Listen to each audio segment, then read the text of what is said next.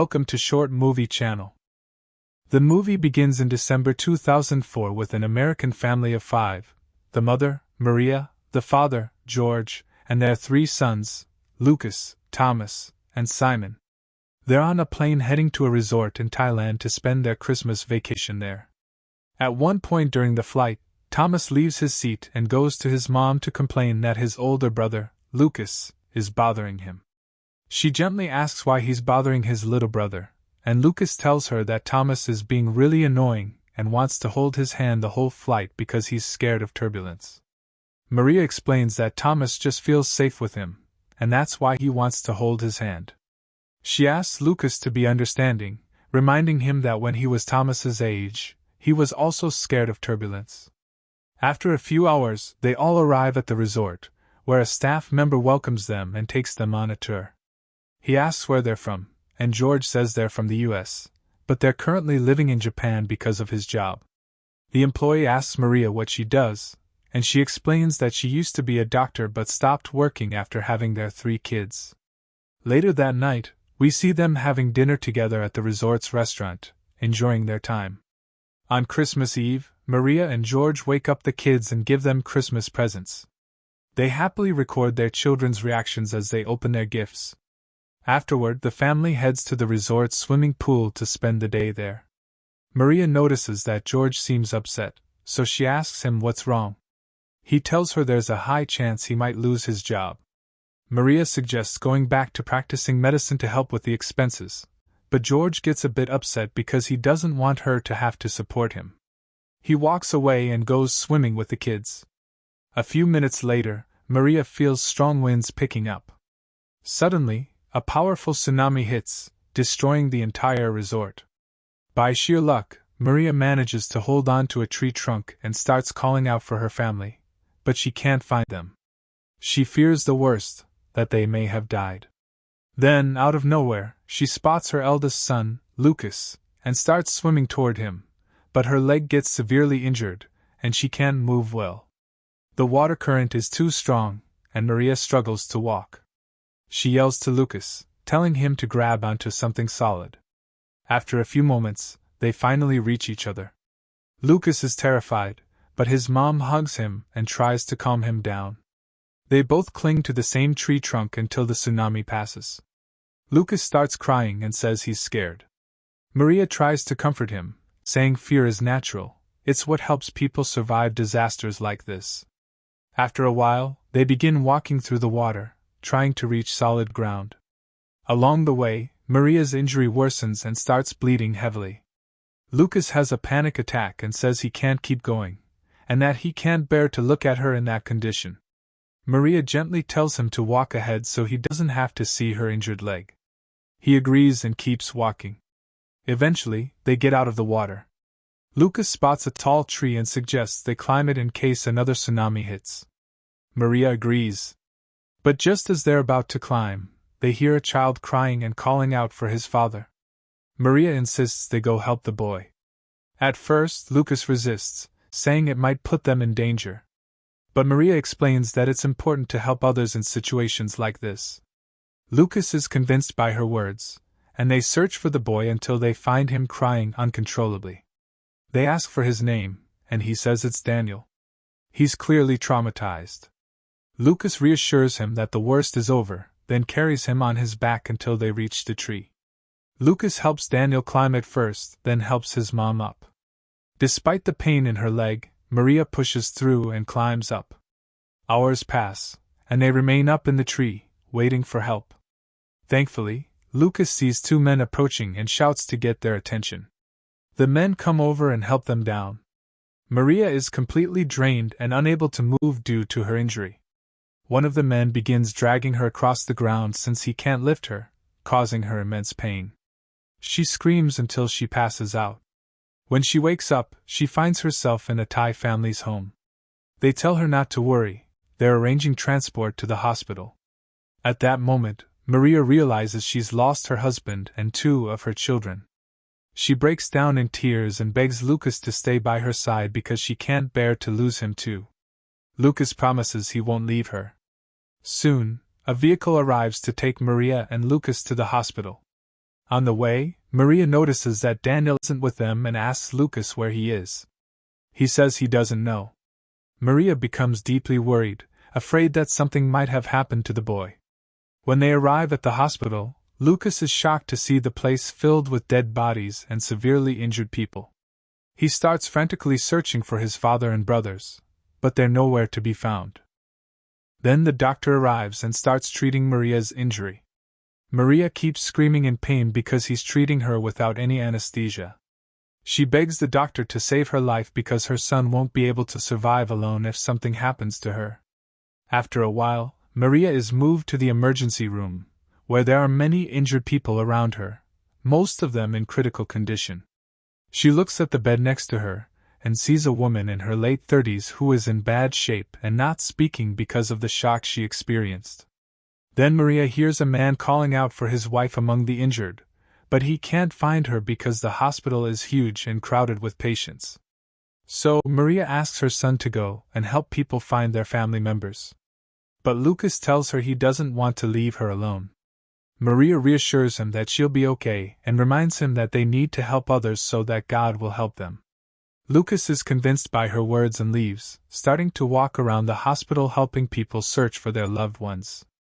He eventually finds the father of an injured child and feels so happy that he helped reunite them. He runs back to his mom, excited to tell her what he did, but he's shocked to find her bed empty. He starts shouting and asking the nurses about his mom's whereabouts, but none of them know where she went. Eventually, a nurse approaches him, calms him down, and promises to help him find his mom. She asks him to wait for her in the cafeteria until she finishes her shift and comes back. Lucas sits in the cafeteria, crying and terrified that his mom might have died. Meanwhile, not far from the resort, George is still alive and looking for his wife and son Lucas everywhere but can't find them. He walks for a long time until he reaches their hotel room, hoping his wife and son might be there, but he still doesn't find them. Suddenly, George feels sharp chest pain and collapses. Then Thomas and Simon arrive and help him. George had saved them from drowning earlier and left them at the resort so he could find the rest of his family. George asks Thomas's older son to take care of his younger brother Simon until he finds his wife and son and comes back. He tells them the rescue team will arrive shortly to take them to a safe place. But Thomas refuses to go and asks his dad to take him with him. George insists he'll come back the next morning after finding his wife and son. Thomas says he's scared, and George tells him he understands and promises they'll meet again the next morning. After a while, the rescue vehicle arrives and takes Thomas and Simon. George is very emotional about leaving his kids alone, but he tries to stay strong until he finds the rest of his family.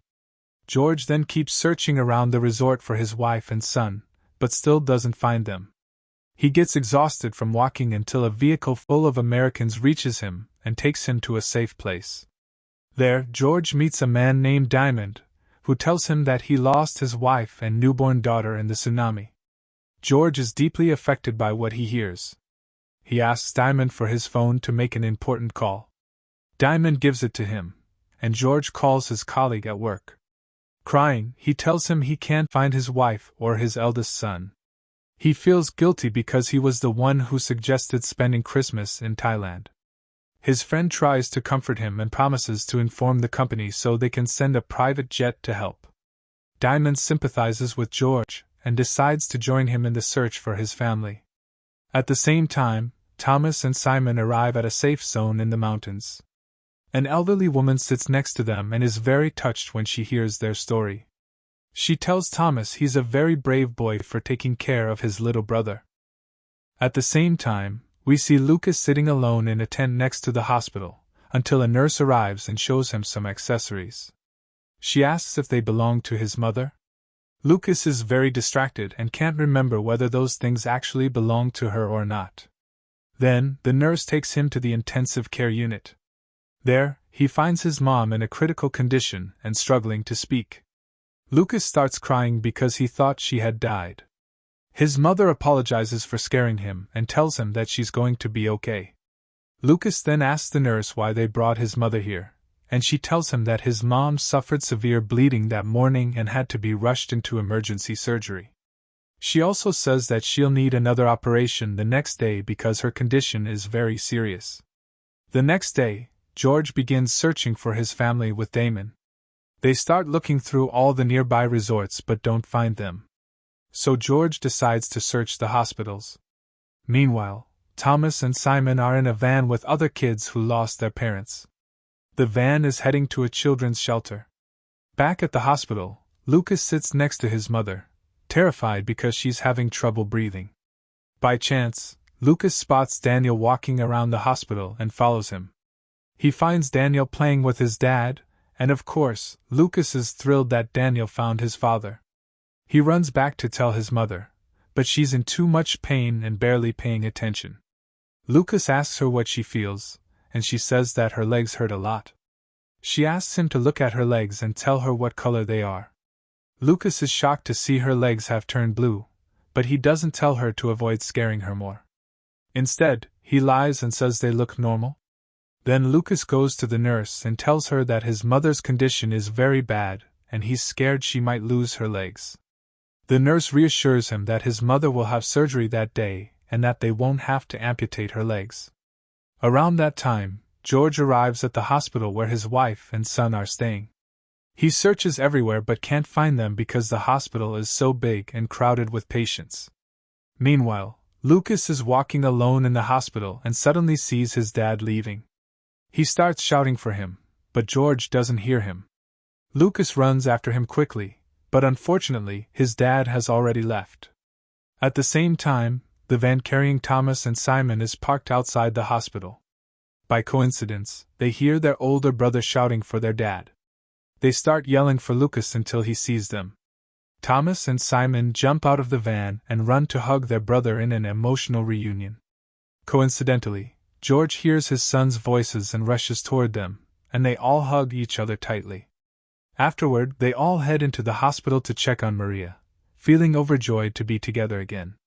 They can't imagine life without her. Maria, crying, tells George her condition is serious and asks him to take care of the kids if something happens to her.